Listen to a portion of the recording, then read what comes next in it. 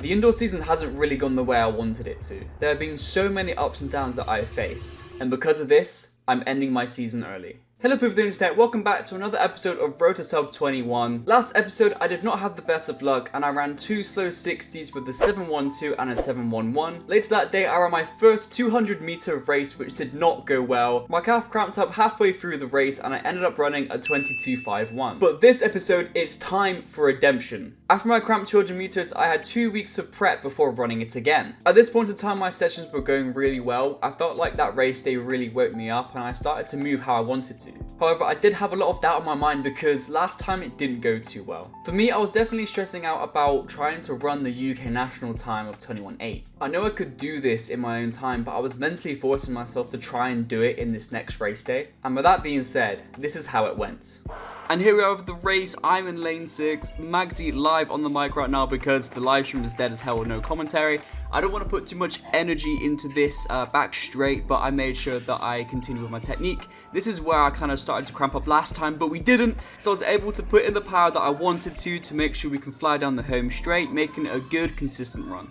It's safe to say it went well, running a time of 22.22. But I had mixed feelings about the run, because on one hand I didn't get the 21.8 that I needed to get into the UK National Championships. But on the other hand, I completed the race with no cramping, I executed it well, and I ran a faster time than I did the previous year. And this gave me the momentum I needed. After this comp, I had one more week to prepare for another 60 meter and 200 meter double. And honestly, I felt amazing. Everything was moving the way it should have, and that sub 7 60 meter was in my reach. But this is where everything changed. After feeling amazing in my sessions, I woke up randomly the next day, and I had a sore throat.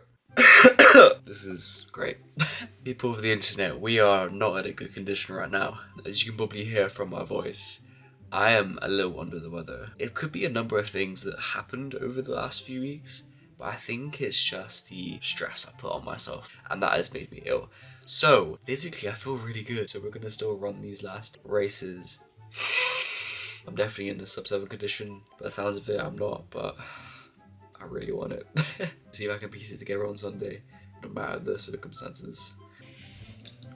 Okay. And with that being said, I went against my number one rule. Do not race if you're not physically ready or ill. But my heart and wanting that sub 7 got the best of me. Thankfully, I got to the start line in one piece, but I was feeling so physically and mentally drained. But as we're here now, will I achieve my sub 760?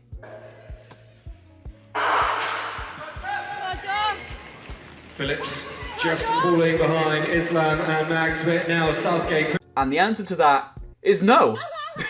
I ran my slowest time yet of 7:14. My emotions got the best of me and I was very disappointed in myself. Not because I ran a slow time and it felt terrible, but more so because I let this happen to me. I forced racing when it wasn't a good idea. So I didn't continue with the day. I learned valuable lessons, but even with the mistakes I made previously, all I can do now is make the right changes. 2 weeks from this comp, I had my final indoor competition in the Welsh Championships. I knew I was already a top 3 medal contender in the 200 meters, but I did the right thing. I've decided to call my indoor season short and focus on training for the outdoors. This decision was really tough, but this is how it needs to be. Last season I was injured and I didn't get to run as much as I wanted to. That is what I care about the most. So I made sure that I recovered from my illness and got back to training consistently. And because I felt better, I decided to get in one last time 60 meter at the end of my session. And I was surprised with the outcome.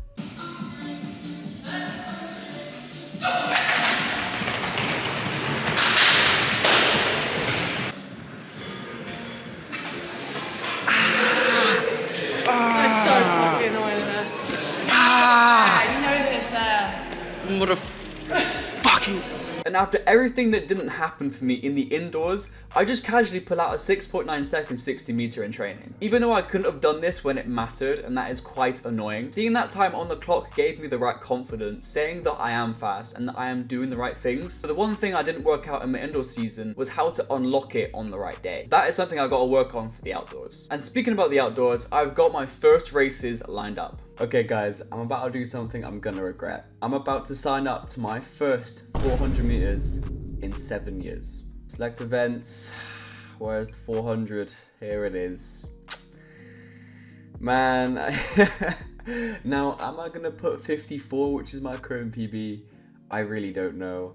I'm just gonna put 50 seconds because that is what I'm gonna go for. I've ran some high 50s before in relays, so I thought I may as well just kind of aim for a target. It's quite nice that this will be my first race of the season, getting a PB no matter what. And there we go. Payment complete. We are locked in for my first 400 of the season, and hopefully only 400 of the season. 21.71, annoyingly. Okay, and 100 meters, annoyingly, 10.79. Money sent over, and we are all confirmed for my week of racing, openers, and everything else. Anyways guys, thank you all for watching the video, and if you have enjoyed, then please do hit the like button and subscribe for more in the future. I'm excited to see what I can do in my first ever 400 meters and opening up my season early to see where I'm at. And with that being said, I'll see you all in the next episode of Road to Sub 21. Goodbye.